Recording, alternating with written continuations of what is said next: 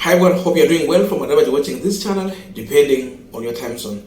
Now, yesterday, Musalia spoke on the Financial Bill 2023, and he's very clear from his point that Kenyans should embrace this financial bill because they have to finance the government and also service the debt. There is no any other option for the government to collect taxes, and therefore it's time to embrace this financial bill. And we discussed that issue here, and you could see a kind of message in Musalia of like, from the poor to the rich have to pay tax, and there's no scapegoat.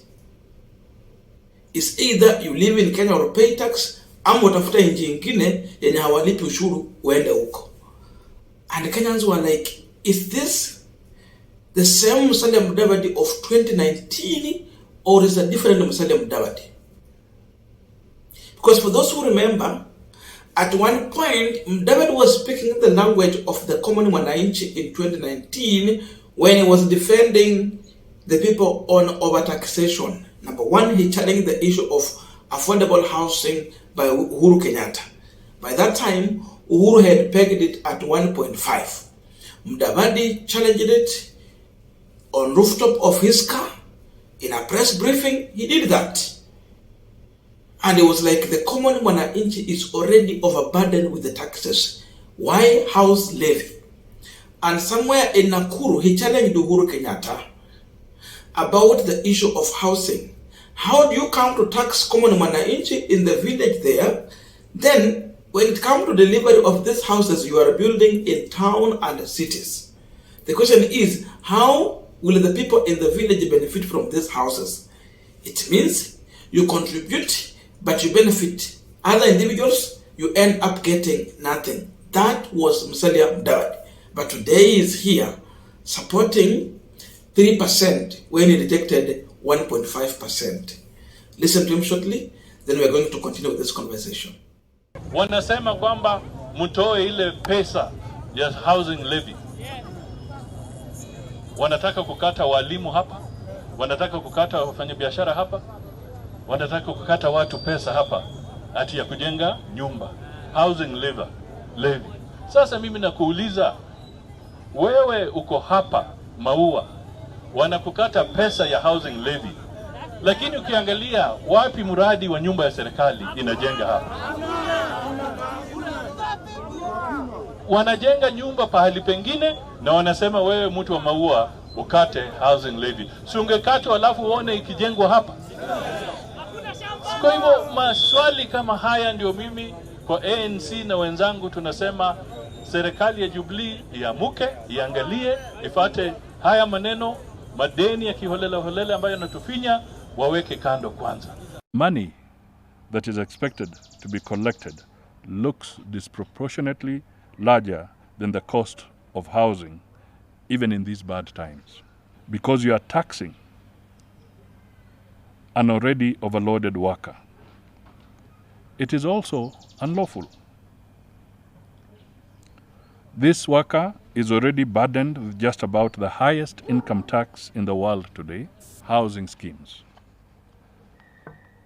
How have they been selected? Do they have affinity to some people in the government? Now we are continuing with the Punchline discussion, but there's a big request for those who are watching and you have not subscribed. Please consider subscribing. To our returning subscribers, I must say thank you so much, and again to all our viewers, please give this video a thumbs up. Thank you so much, and back to this discussion. Kenyans are already overloaded with the taxes. If I use Musalia Mudavadi's own words. So, the financial bill that Uhuru was presenting to Kenyans, it was unfit. It was meant to impoverish Kenyans. It was meant to threaten the business. So, it should have never been implemented. That was Musalia Mudavadi. In 2019, he never supported that financial bill. Now we have Musalia Mudavadi of 2023, a different person. The question is, When was Musalia speaking the truth? Is it in 2019 or now 2023? What should we believe from him, his honest statement? Internet never forget. He has to come out and tell us the truth. What should we believe? What he said in 2019 or what he's telling Kenyans today? In 2019, it was 1.5. He was against it. In 2023, it is 3%. He is supporting it. And the reason for 2019 was that the common mwananchi cannot afford to pay this tax. And there was no framework for surety for the common mwananchi that they are going to recover their money or they will have these houses. Today, where is the framework to inspire confidence in Kenya that they will get these houses when they give the 3%? Because 1% there was no framework for trust. Mudavadi has to come out and tell Kenyans about this. If he will not speak to this, then we know he was lying. He's lying to Kenyans. We will take his 2019 statement and reject his 2023 statement on financial bill. When Mudavadi speak, he speak from the point of experience. He speak from a point of exposure. He was there in previous governments. He speak as an economist. Forget Ruto. Ruto ni mtu wa mambo ya agriculture. He's not an economist. But we have to check on the statement of Musalia Mudavadi as an economist. So between the last, the previous statement and this one, now I'm speaking like, so in 2019, Mudavadi was speaking as an economist. But 2023 is speaking as a politician. So should we go with the position of an economist or a politician? That tells you that this financial bill, the same way Musalia Mudavadi told Kenyans to reject the 2019, is now, it should now be doubled in terms of rejecting this bill. Because Ruto is bringing it 10 times what Uhuru brought in 10 years, is bringing in 1 year. So he has multiplied 10 times. He wanted to do an achievement that Uhuru made in 10 years within 1 year. What Kibaki achieved in 10 years, he wanted to do it within 1 year. Still on the issue of this housing. Mudavadi should tell Kenyans.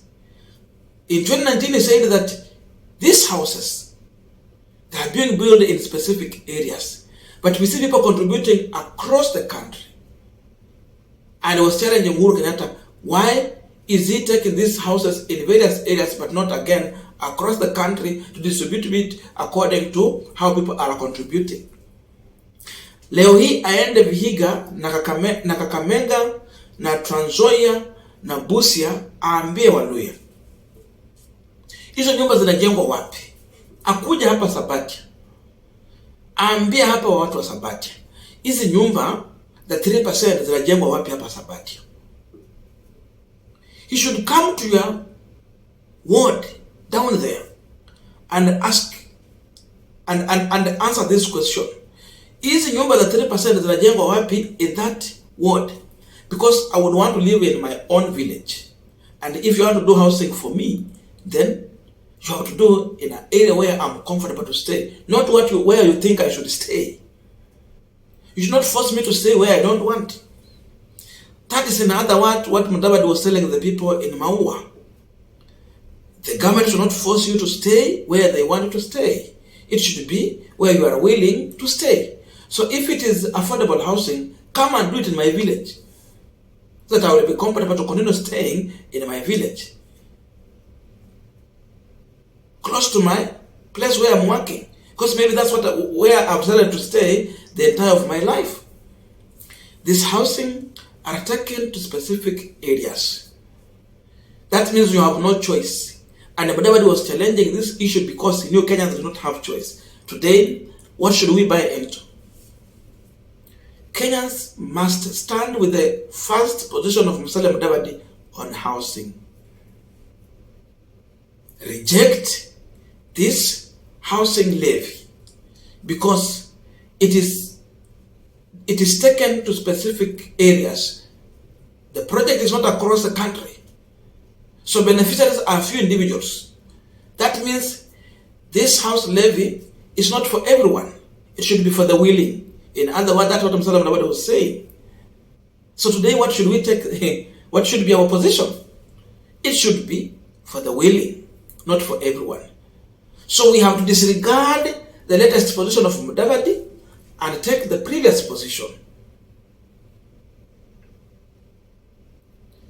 VAT is now being moved to from 8% to 16%. That time, David said that Kenyans are already overburdened.